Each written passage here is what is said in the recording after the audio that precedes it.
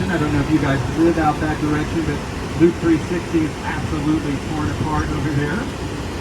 Part of the reason we don't go that direction these days.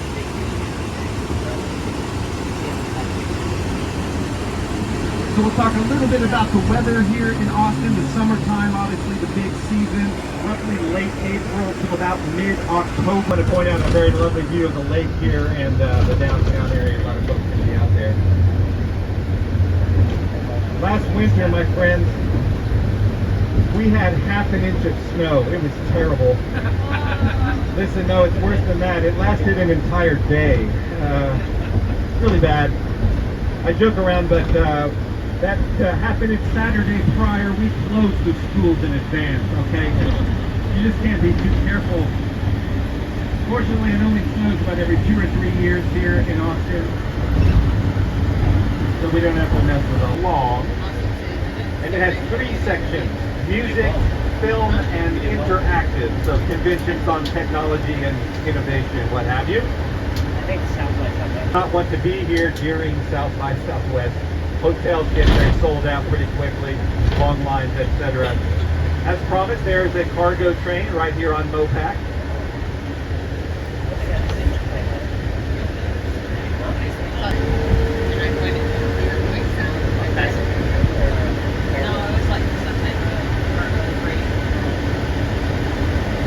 Mopac got expanded about 10 years ago, adding some lanes and these new berms here, so it feels like a new highway, particularly by comparison to I-35.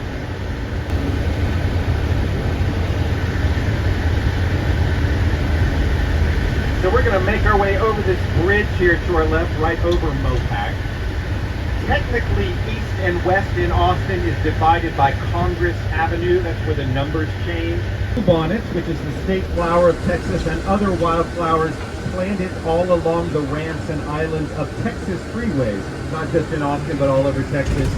So in the spring months, March and April, those bluebonnets pop up, look very beautiful. Here's our bird's eye view of Mopac.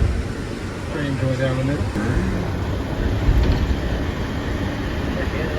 This area just on the other side of Mopac, to our right, the giant campus. It's called Camp Mabry, and I'll actually let these folks tell you about it.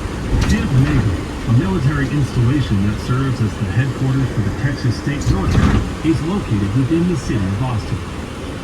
This Texas landmark has played a role in a number of conflicts, including the Spanish-American War, World War I, and World War II.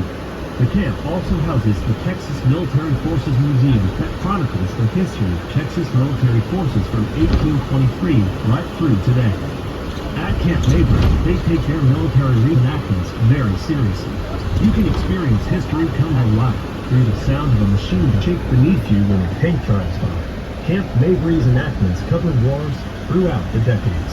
And I had never been to this museum, the Texas Military Forces Museum, until last year. It really amazed me. I'm not a military history buff per se, but incredible museum.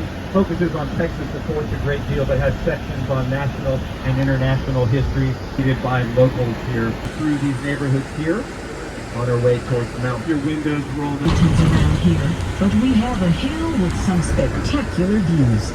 Mount, but really, any time of day you'll be rewarded with parallel to the parking lot here. A little incline, nothing treacherous, but it takes you up to a pavilion that looks out over Lake Austin, of course. You can see part of downtown over here. And then the main entrance to Mount Morning, very quiet. It's busy right now because it's a holiday. The weekends are pretty busy here on Mount Bonnell, but it's